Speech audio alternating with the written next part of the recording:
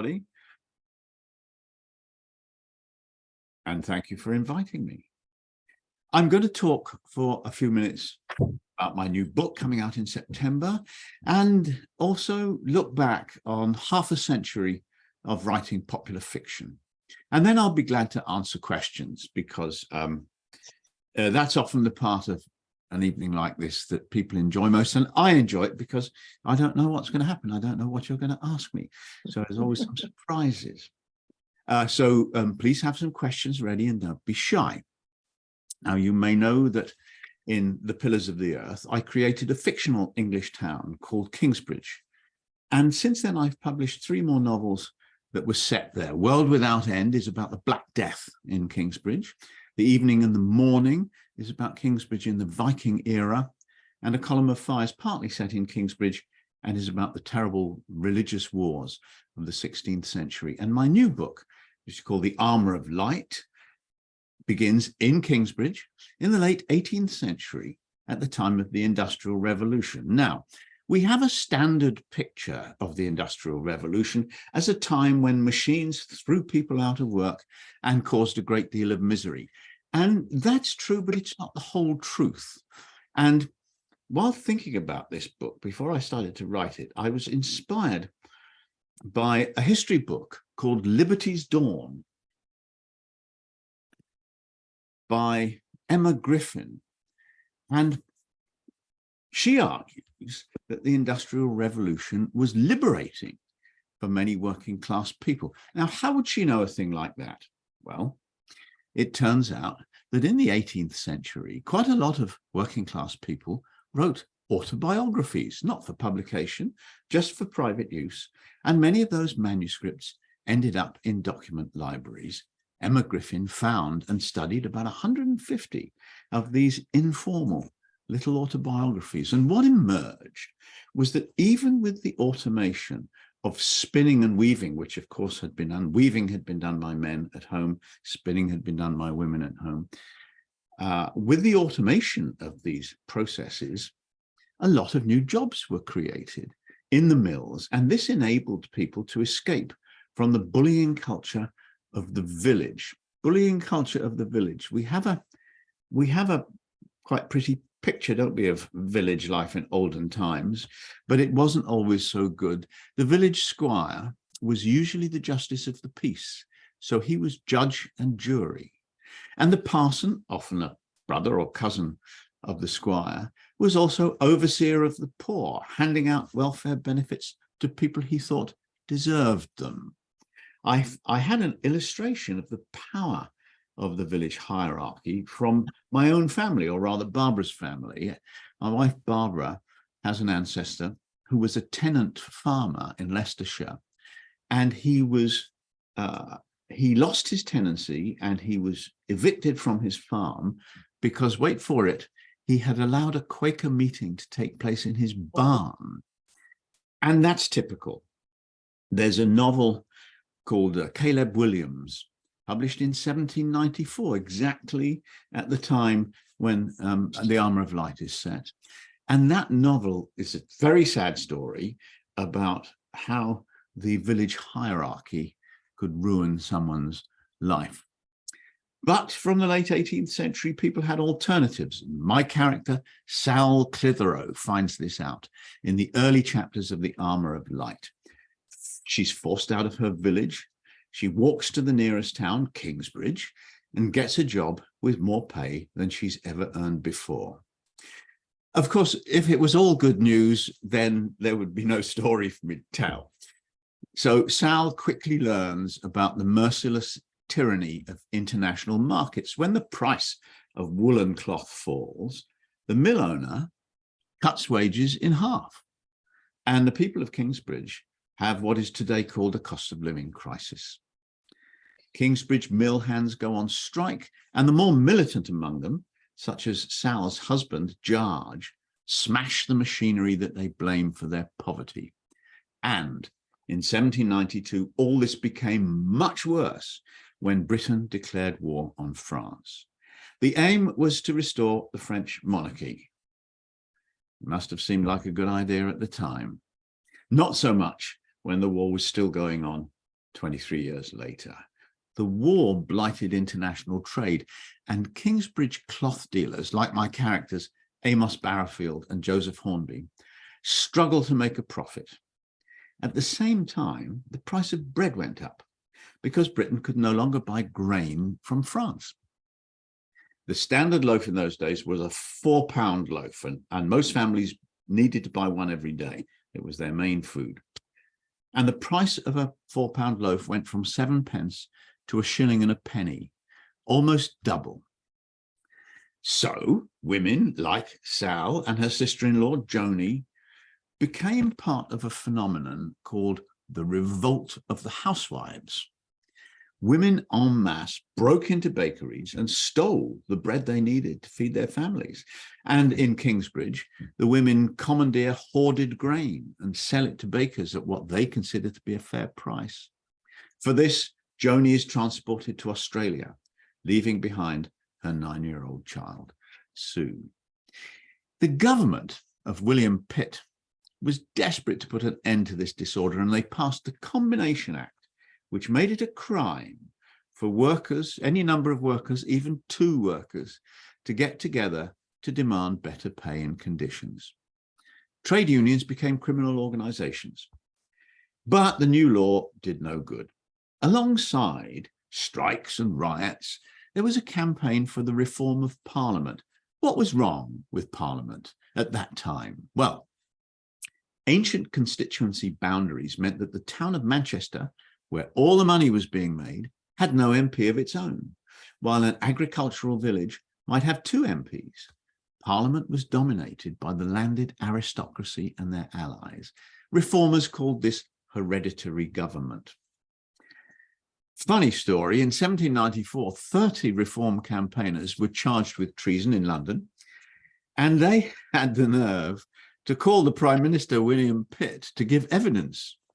And during the course of this trial, Pitt was forced to admit that only 13 years earlier, he had campaigned for reform of Parliament, and the case collapsed. But London was London, then as now, and outside the capital, magistrates continued to convict people of treason for discussing the reform of Parliament. In Kingsbridge, a fictional debating group called the Socratic Society is forced to close, something that happened all over the country in real life. And the war with France went on and on. Sal's clever son, Kit, is conscripted into the militia, the Home Guard. Jim Pigeon is kidnapped by the notorious press gang and forced to serve in the Royal Navy. Convicted criminals such as George are sentenced to serve in the army. Among the British forces fighting at Waterloo were 10,000 of men taken straight out of Irish prisons. I've talked about the historical background, but the dramas in my books are always personal. My characters fall in love, sometimes with the wrong person. They worry about their children. Several people learn to read and write in A Column of Fire. Learning to read and write is a drama in itself for people who never went to school. Some get rich and some get poor, and some die in battle. Waterloo is the climax of the Armour of Light. My readers don't want a lot of military history, but I often have one great battle as part of the story. One way and another, I got most of the main characters in the Armour of Light from Kingsbridge to Belgium for the great battle. And of course, 3 days before the battle, the famous Duchess of Richmond's ball. I spent a week on the battlefield of Waterloo with a friend who's a retired general in the British Army whose hobby is Waterloo. Battles are complicated and confusing, but they must never seem so to the readers. The characters in the story may be bewildered and have no idea what's going on, but the author must show the progress of the battle in a clear way. If readers don't want confusion, if you give them confusion, why on earth should they turn the page for more confusion? So the author has to show the progress of the battle in a clear way. Now, the key factor in the Battle of Waterloo was a force that was actually absent from the battlefield most of the day, the Prussian army. You see, Wellington's Anglo-Dutch army had roughly the same number of men as Napoleon's French army, about 70,000 on each side. The French had a few more cannons. The British had not been fed due to what would today be called supply chain problems.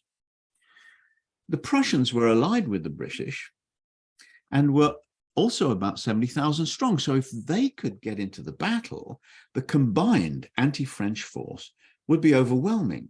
However, on the morning of the battle, the Prussians were 12 miles away at the town of Wavre, but they promised they would be at Waterloo by mid-morning. They were not. They had to cross a narrow bridge and make their way through the winding, muddy streets of the old town.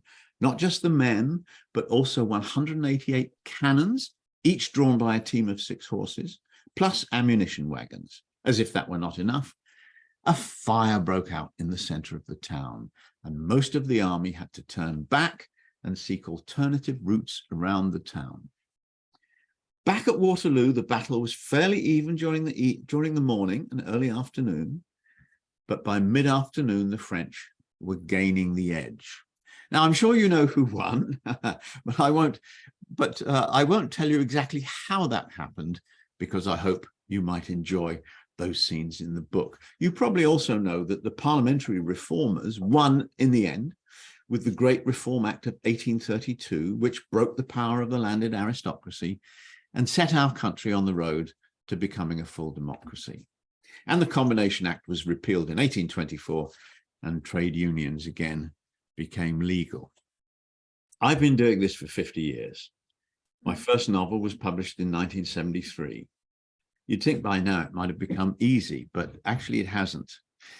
I live under the tyranny of the public. You know, if I give them a book they don't like, I won't be a best-selling author much longer. So I set myself a high bar. When I was 12 years old, I had read just about all the books in the children's section of the public library in Kenton in North London, and they let me into the grown-up library, where I discovered, among other things, James Bond, and was blown away. I thought Ian Fleming's stories about James Bond were just about the greatest books ever written. I've never written like Fleming, no one can, but later when I started to try to write novels, I remembered the joy of having a new James Bond book to read in my hands. Just that feeling, I know this is going to be great. And I said to myself, my ambition has to be to make my readers feel that way about a new Ken Follett book. That sense of, oh boy, this is going to be good. That is a high bar. That's a high bar to set. But it's what I've always striven for, because I feel that they haven't got to just, you know, an okay book is just an okay book, isn't it? And you don't call your best friend and say, why don't you read this book? I've just read it and it's okay. What we want to happen, and actually the way we sell books, is that people enjoy a book and they call their best friend and they say, I've just read this great book. You've got to read it. That's the reaction we're hoping for from the readers. And, you know, publishers spend a lot of money on advertising and promotion, but we all know in our hearts that what sells books is the readers talking to their friends and saying, this one is great. Now, looking back on the books that I've written over the last 50 years, I see that there is sort of a theme, because most of my books are about people fighting one way or another for freedom. I started out writing thrillers, and I got the idea that the work of a spy would be more interesting and admirable if it was connected with some real life conflict, a battle or a war or a revolution. The secret agent always ends up fighting for his life. That's normal in a thriller. But he would be more admirable if he was also struggling for free speech or democracy, freedom of religion, the rule of law, the rights of women. So I studied military history, looking for occasions when the work of a spy changed or might have changed the course of history. And it worked in a novel called Eye of the Needle, which is about Second World War, a conflict between fascism and democracy. And this is how it happened. In the 70s, previously secret wartime documents were released to historians under the British government's 30-year rule. And I read several books about the elaborate deception plan devised for the D-Day invasion. It's almost comic. Film studio technicians built a phony army in the east of England designed to fool air reconnaissance. Rows of barracks with roofs but no walls, fields of cardboard Spitfires and inflatable rubber tanks. It's almost like a farce. But German intelligence was misled into expecting an invasion in the region of Calais and was taken by surprise when the Anglo-American army on D-Day landed 150 miles to the west in Normandy. And I wrote a novel about a fictional German spy in England who learned of that deception plan. All he had to do was see the cardboard Spitfires and the rubber tanks. And he has to try and get home with the information. And that was Eye of the Needle. It became my first bestseller. I wrote several more thrillers with real-life backgrounds, but my interest in history widened. My book, World Without End, is about the Black Death, beginning in 1347, a plague that killed at least a third, maybe a half of the population of Europe and North Africa and the Middle East. The plague was a catastrophe, but it was also a turning point in the intellectual history of Europe because it liberated science and medicine from the control of the church. The novel tells how the people of Kingsbridge lived through the plague, and much of the drama comes from the attempts of the town's medical practitioners to deal with it. In the Middle Ages, medicine was controlled by the church. All doctors were priests. Their training at universities consisted of debating the texts of Hippocrates and Galen. They never saw patients. A typical medicine would be a verse cut out of a parchment Bible and dissolved in wine. In the course of the plague and of my novel, it becomes vividly clear that the church is utterly unable to help victims of this plague. And that undermines people's faith in church medicine and, to some extent, in the priesthood in general. A sign of this growing mistrust is that the first complete translation of the Bible into English was completed in 1382 by John Wycliffe, who had lived through the Black Death. The idea of people reading the Bible for themselves was a threat to the power of the priesthood, and Wycliffe was excommunicated, but he'd started a movement that nothing could stop. Apart from priests, there were many informal medical practitioners in the Middle Ages: barber surgeons, witches, midwives, apothecaries, and nuns, all of whom practiced despite the disapproval of the priesthood. They based their therapies on practical experience, and they developed techniques that had some effect against the Black Death. And if I tell you that they made linen masks to wear over the nose and mouth, I'm sure it will remind you of our recent unpleasant experiences with COVID, when we all started to wear masks over the nose and mouth.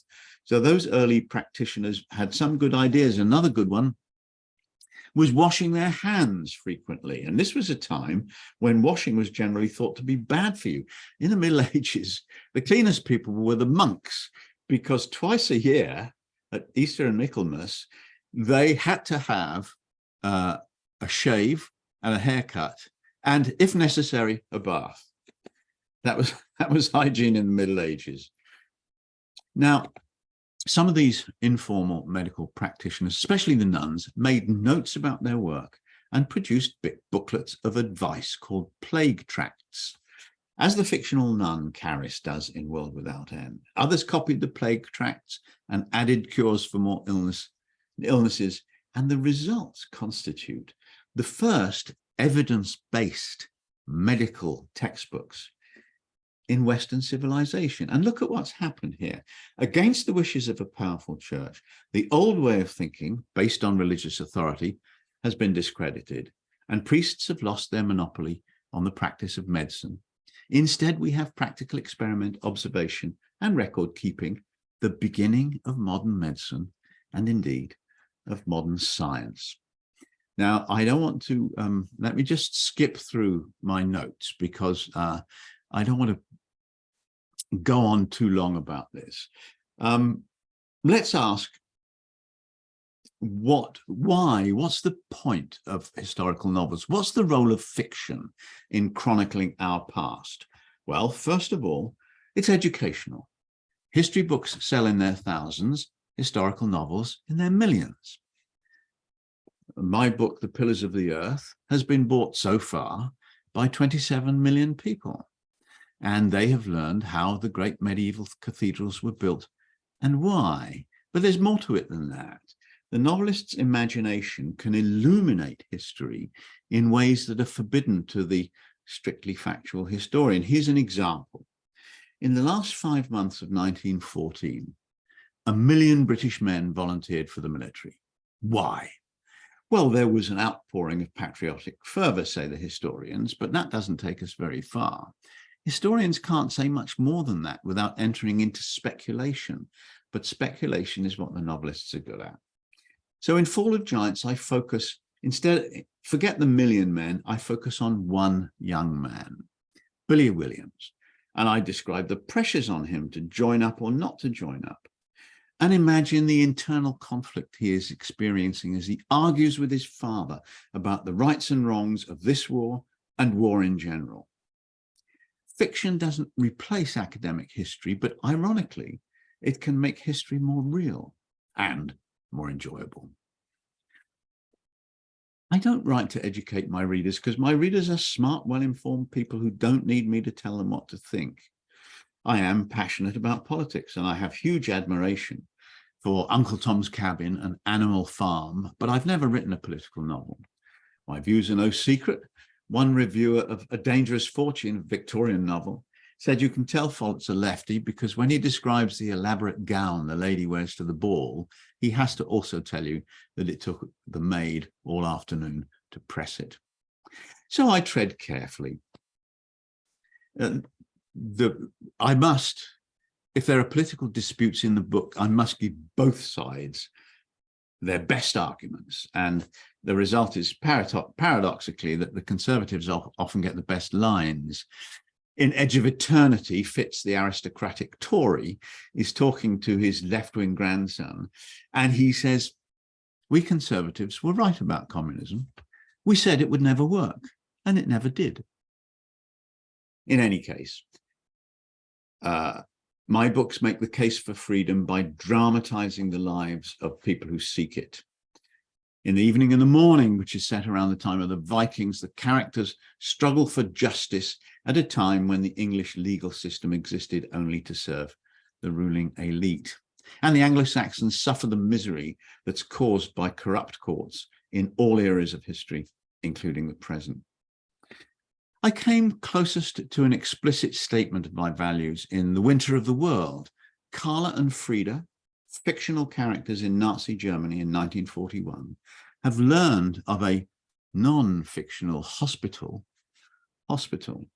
for disabled children that kills the infants, then tells the parents that their little ones have died of natural causes and have been buried. That was true. That really happened. Carla and Frida are fictional characters who find out about this. And I'll close my talk with Carla's thoughts as she considers what she can do about this atrocity. Who would have the courage to make a public protest about what was going on at Ackelberg? Carla and Frida had seen it with their own eyes, and they had Ilse Koenig as a witness. But now they needed an advocate. There were no elected representatives anymore. All the Reichstag deputies were Nazis. There were no real journalists either, just scribbling sycophants. The judges were all Nazi appointees, subservient to the government. Carla had never before realized how much she'd been protected by politicians, newspapermen, and lawyers. Without them, she saw now, the government could do anything it liked, even kill people. Freedom is hard won and easily lost. And to dramatize that truth has really been my work for most of my life. Thank you. Thanks very much, Ken. That's fascinating. Right, I'm not sure what screen they're on. That should be on the general screen now. No?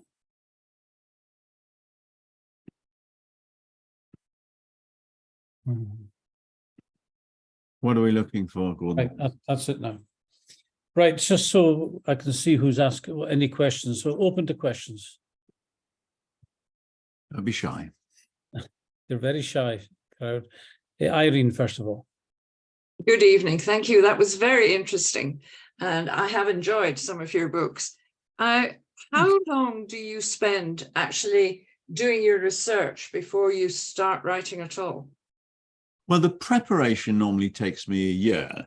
The preparation includes the research, but also includes planning the book, writing an outline of the story.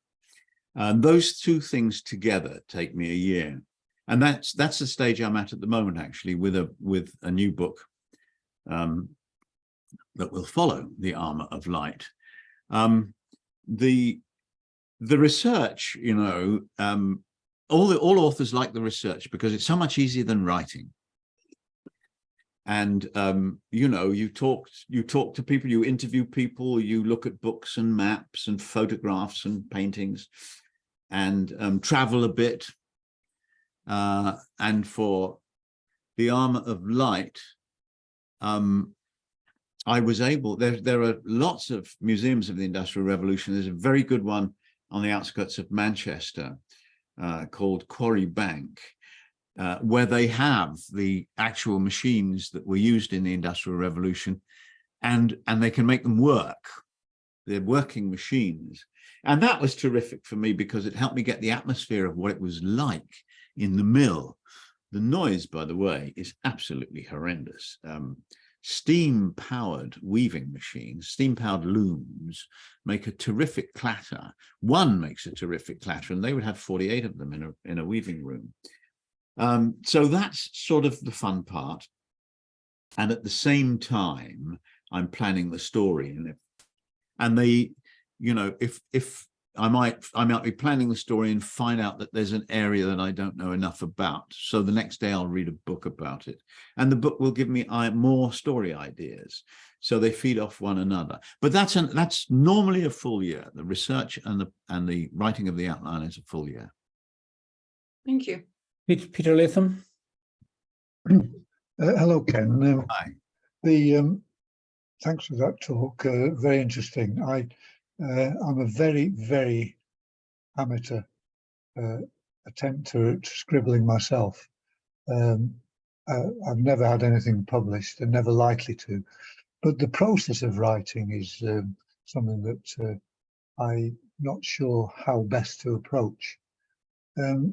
I never know whether to just start writing. You need, of course, some kind of ideas of plot in your head. Whether to just write is the best process. Whether you should sort of write a bit and correct it, write a bit more, correct it, or whether you should write it all and then correct it. I mean, how do you approach it, and why do you approach it that way? The actual writing itself.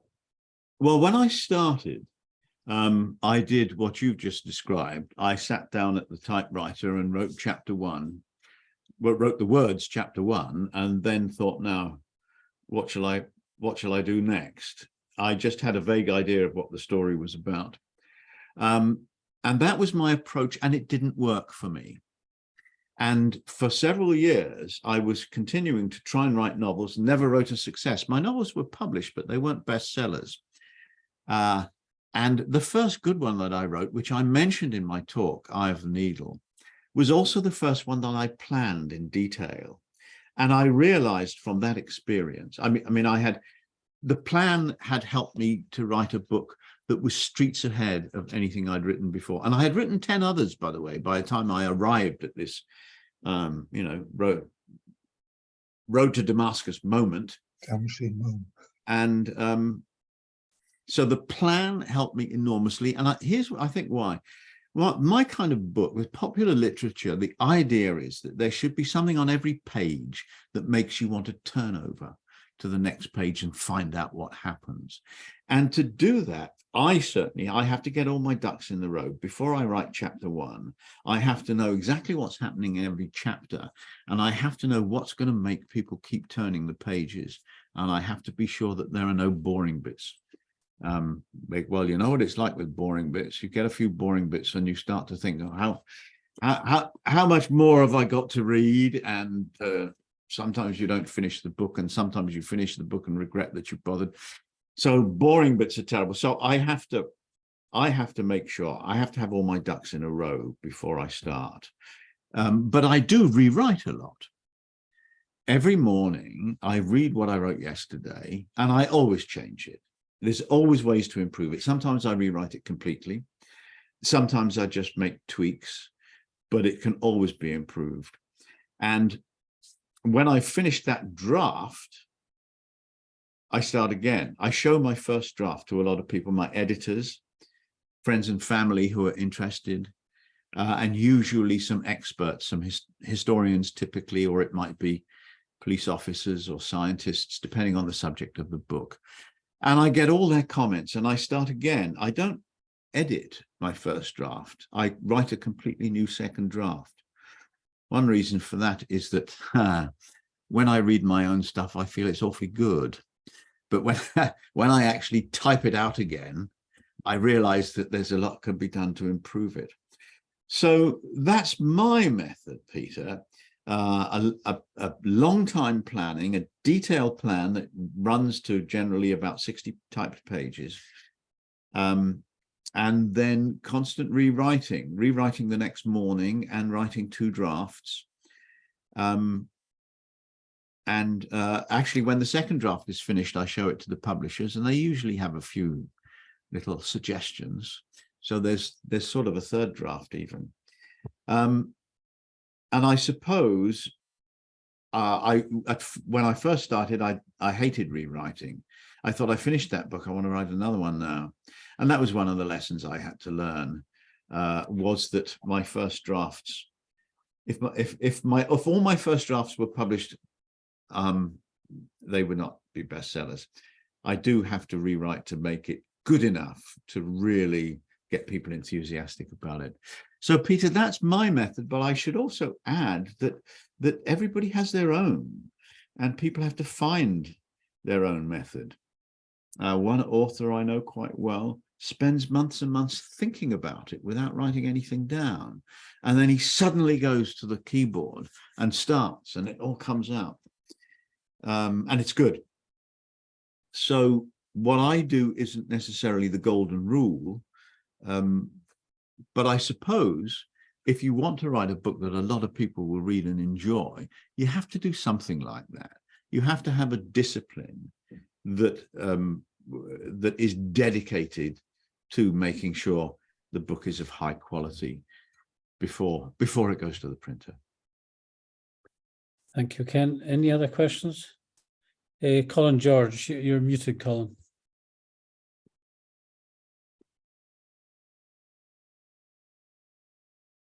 Is that all right? Can you hear? Yes, we've got you.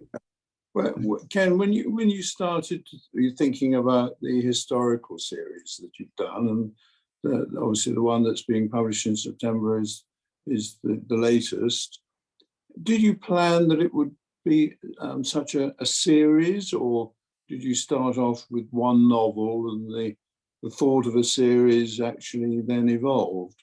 Because you started in a time right in the dark ages when you had to do more imagining than perhaps you would in some of the other parts of the historical series, because there's much more available data and research possibilities. But I just wondered if that really was that your prototype for a long series, or did it start as a one-off? It started as a one-off. My only idea was to write a novel about the building of a great cathedral in the Middle Ages. And by the way, it was very hard. It was the first time I'd attempted anything that long. It was 3 or 4 times as long as my earlier books, which have been thrillers. And so it was hard. It was really hard. And so when I had finished it, if somebody had suggested that I write a lot more books like that, I would have been horrified at the idea. But The Pillars of the Earth was so popular, people loved it so much. And when I would talk, you know, in a bookshop or a library or something, theatre, to readers, or perhaps like this, except Zoom wasn't invented in those days, but there would always be somebody who would stand up and say, I like all your books, but my favorite is The Pillars of the Earth. When are you going to write another book like that? And, you know, by the time a few people had said this or something similar to me, I began to think, well, this is something I've got to take notice of.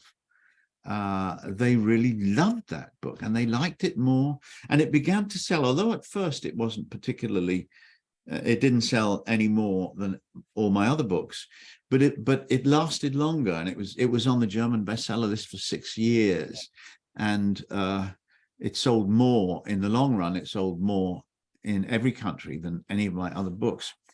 And so I had to think about that. You know, I'm not one of these authors who says, I write for my own pleasure, and if people like it, well, that's fine.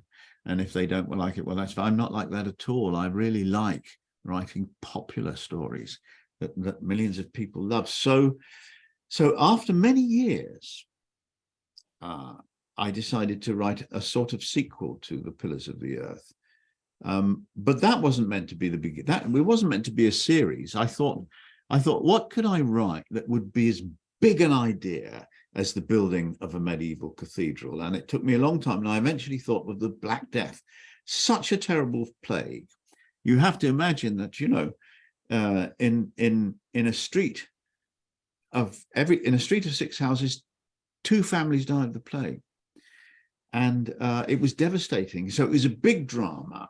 And also, as I mentioned in the talk, a turning point in the intellectual history of Europe. And so World Without End is even a little bit longer than The Pillars of the Earth. It's about 400,000 words. And it was a massive success. It turned out that people had just been waiting for another book about Kingsbridge. And so I began to think, you know, I've done something here that people love, and the smart thing for me to do would be to keep on doing it if I possibly can. So that's how the series appeared.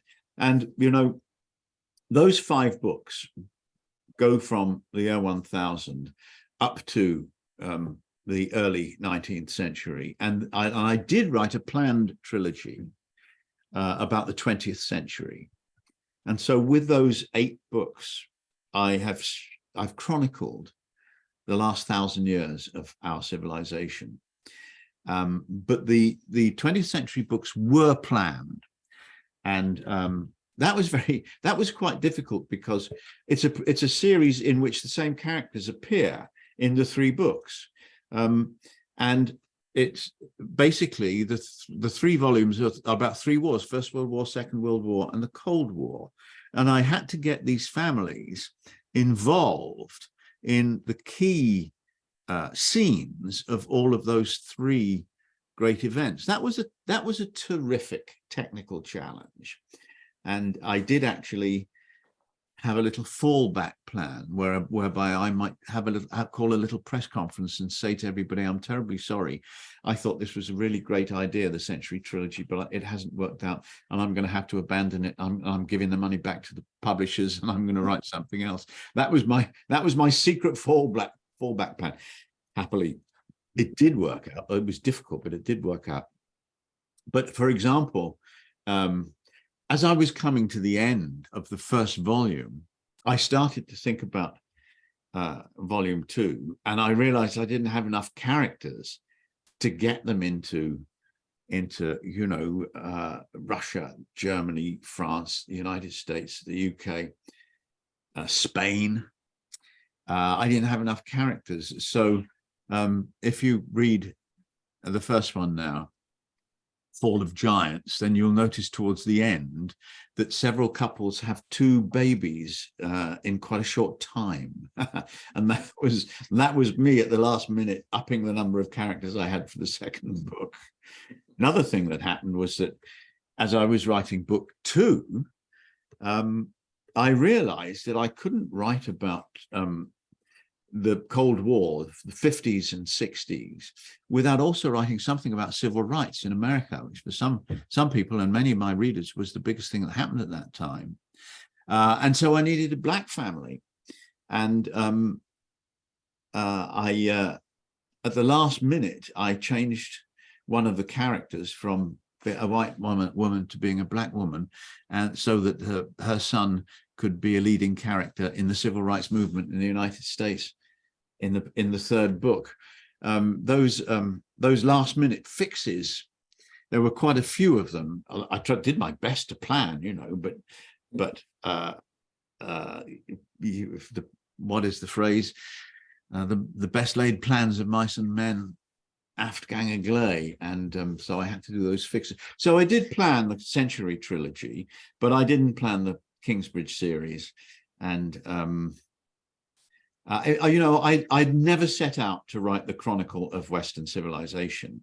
I just wrote the most exciting story that I could find. But as I said in the talk, I realized now that there was a theme, the theme of people struggling for freedom in one way and another. So it all happened, I wasn't as clever as people might have thought.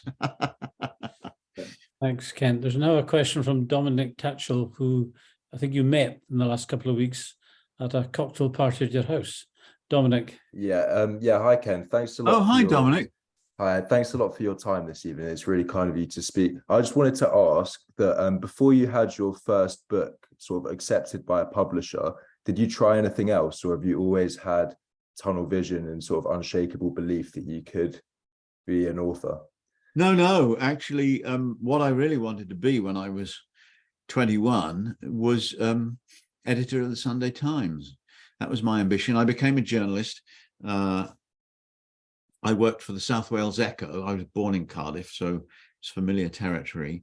And then after a while, I worked for the London Evening News. I was a journalist for 5 years. And during that time, I realized that I didn't love newspapers. I loved books, particularly novels. And I've always read a lot, voraciously, really, from a very young age. And I decided that I didn't think my future was going to be in newspapers, but it might be in books. And I started to try and write my own novels. And I also got a job with a publisher. And that was interesting because during the day, I was looking at manuscripts and proposals from people who would have liked their books to be published. And I was thinking, now, how many copies of this could we sell? And how would the booksellers feel? Would the booksellers go mad for it? Would the booksellers go, this is great, this is just what we're looking for? And would people say, yes, I want to read that book? Or would they be meh, so-so? And then, of course, I would go home and in the evening, I would be writing a book of my own, and I would start to ask the questions. What is there something about this book that will make the booksellers go, yes, we can sell loads of that? And of course, quite often there wasn't.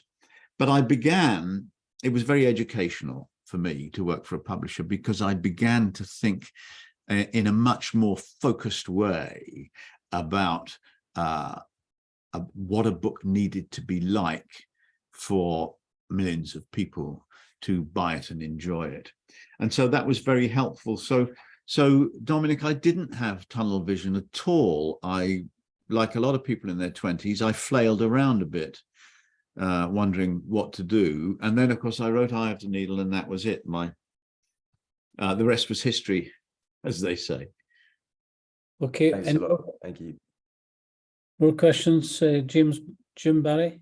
You're muted, Jim. That's it. Very much indeed, Ken. One of the questions I wanted to ask was that when you're doing your research, it went through my mind that particularly with, for example, the plague and thinking of Eyam and other places around the country, when you're doing your research, particularly when it comes to certain industrial things at any time, does your research take you into different parts of the country? Because in any particular trade or craft, there is a certain amount of interrelationship from the north of the country to the south and that sort of thing. So do you glean information from a very, very wide range of sources to build into your book, or do you keep it more to a local level of where Kingsbridge is?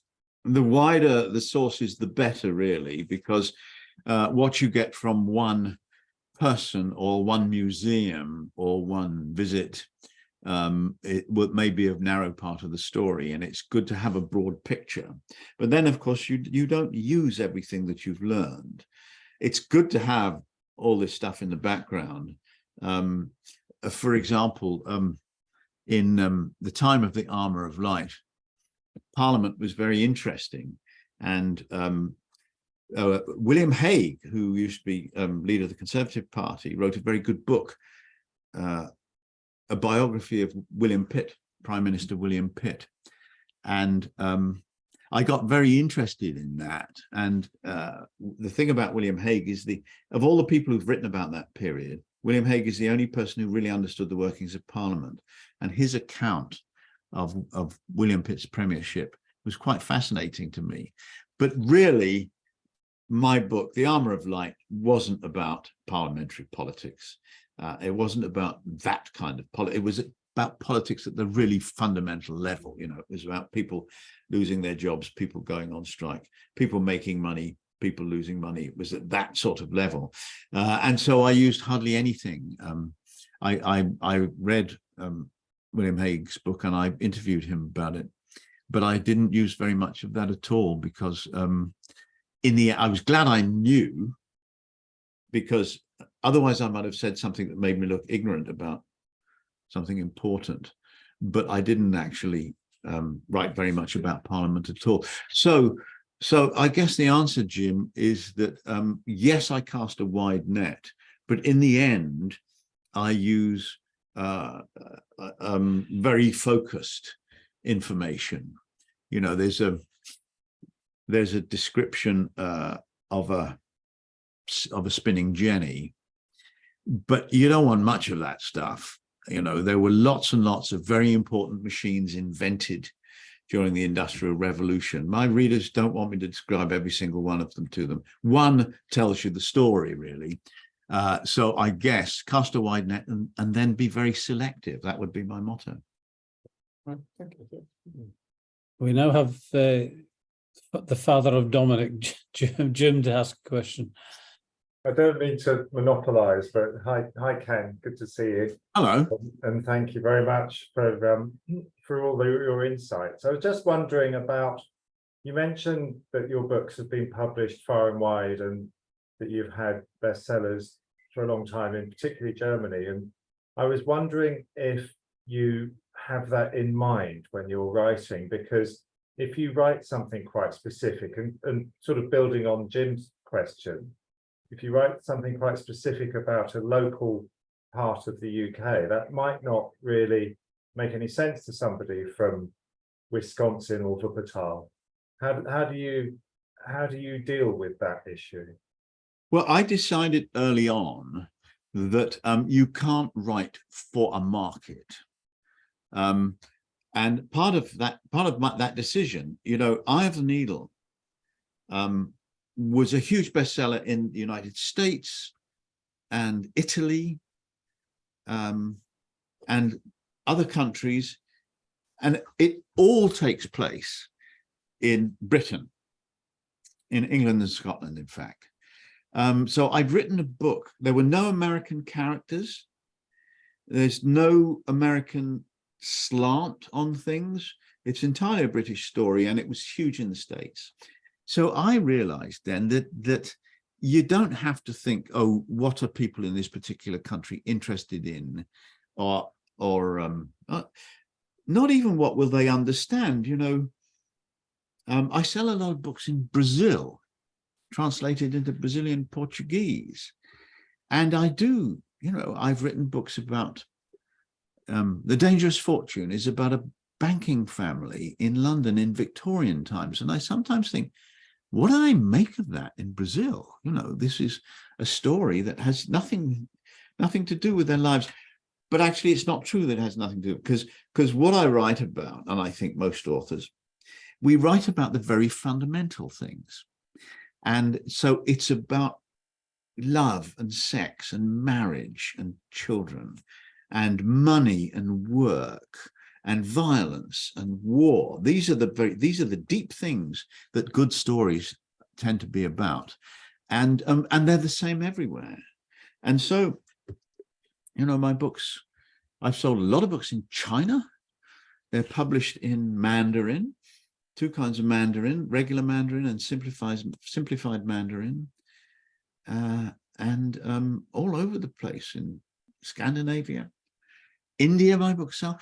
So the long answer, Jim, to a short question, no, I don't take into account who I'm writing for. I try to write for everybody and write a story that everybody will find something in it to fascinate them, regardless of nationality and language and everything else. Thank you. Thank you. Colin George has a question. Yeah, just another one, if I may, Ken. Sure. Authors often, in their acknowledgements, emphasize the role of their editor. With your publishing background and so on, maybe you've learned all the editorial way of doing things, but I just wondered how important an editor had been over your career so far, whether it'd been a whole number of editors, where the editor fits into the way in which you approach your work. It depends how good she is. Most editors are women, which is why I say she, not all, but it depends how good she is. There are editors who can help me write a better book, and they're worth their weight in gold. And I've had a few of those. And I listen to them, and 9 times out of 10, if they make a comment or a suggestion, 9 times out of 10, I do something about it. This is a good editor, because I might not do what they suggest. They say this is wrong, this is boring, that chapter may be a bit too long. Now, if it's boring, that's a big problem for me. But the answer is not necessarily to make the chapter shorter. If it's boring, it means I have failed to draw the drama out of the situation that I conceived. And I may in fact need to make it longer so that I can draw out the drama and make it a dramatic chapter instead of a boring chapter. So it's up to me to find the solution, but I do find it very helpful if a perceptive person says to me, frankly, Ken, I really didn't like that character. That character is too much of a victim. He needs to have a bit more get up and go. That kind of comment I think about, and I generally think, yeah, that's probably right, and I must do something about it. There's another type of editor called a copy editor, and they're also all women. I've never met a male copy editor. And they're nitpickers. And you know, they drive you up the darn wall, but they are so valuable because they save you from really embarrassing errors, you know, errors of grammar that you just haven't noticed, and errors of fact, and getting confused about people's ages at different parts of the story. They pick up all that stuff. They're very, very meticulous copy editors. And so you love them and you hate them. But I think John, you were talking about the other kind of editor, weren't you? They were talking about the editor who talks about the story and so on.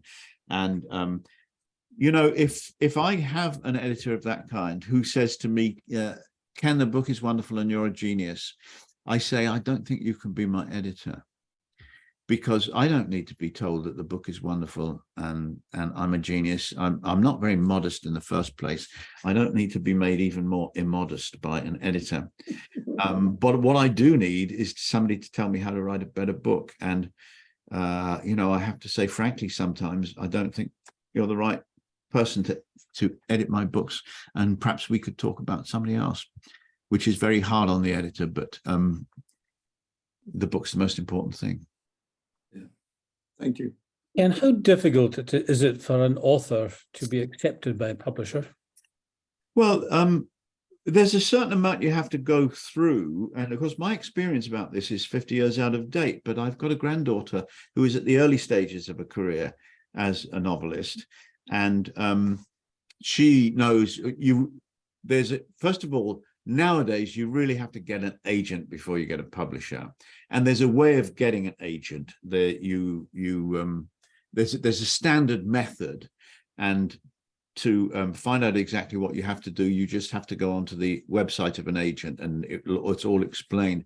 But the key thing is, people say it's very difficult to get published. Well, it's not easy, but if you write something wonderful, then the chances are, 99 to 1 that it'll get published. Young people in publishing want to make their name by finding a completely unknown author who has written something wonderful. And that's the great, and agents like that. You may have heard of, I don't suppose you've read, a series of novels called Twilight by an American author. Her name escapes me at the moment, but these novels, first one I think was called Twilight, and they're about vampires in high school. And the typescript came into my agent's office in New York, and my agent gave it to her assistant and said, read this tonight and in the morning tell me what you think about it. And she came back in the morning and said, I love this book and I want to be the agent for it. I want you to promote me from secretary to agent, and I want to represent this book. I want to take it to publishers and make a deal. And she took that manuscript to a publisher and made a 3-book deal for the author for $1 million guarantee. And that $1 million was peanuts by comparison with what those books earned for not only for the author, but the young woman who had said this is great was also on a percentage. And there was a moment when she earned more than her boss because those books were so successful. So I tell you that because that typescript came through the post, and the author was really, really good. The book was great. Everybody made a fortune out of it. And the main thing is you've got to write something wonderful. And if you do, it's not going to be difficult to get published. If you do, there will be several publishers competing to publish for you. If you write something that's only okay, then you're going to have difficulty. The editor is going to read, or the agent is going to read the first few pages and say, I don't think there's much in this. I don't think this is going very far. It's all right, but it's not going to shake the world. And so you've got to think, it's like me thinking I wanted my readers to hold my book in their hands the way I held the James Bond book and be so overjoyed that I've got it to read. That's the kind of bar that you've got to set yourself. And you've got to think, how can I write something that everybody will be really excited about? That's not just a thriller or a historical novel. I mean, if you want to write the kind of book that wins literary prizes and gets reviewed in the Sunday papers, same thing. You've got to write something that they all get excited about. They get excited in a different way, but excitement is still a thing. So it's not difficult to get published if you write something wonderful. If you write something that's just all right, yes, it's difficult to get published. Okay, one last question. No, it's Jim. I've got one last one. Are you intending to keep this this sort of cadence and this output and this level of effort and work up until you can just no longer cope, or have you got plans to take it easy at any point? I want to do this until I fall dead in this chair. It's so exciting. It's so gripping the process of doing it, of creating these stories and refining them and reshaping them until they're something that people might think is wonderful. That process is the most interesting thing in my life. It's fascinated me for 50 years. And I'm planning to carry on doing it just as long as I can, just as long as I can type on the keyboard. And I'm hoping that's going to be a long time because I'm having such a good time. Good to hear.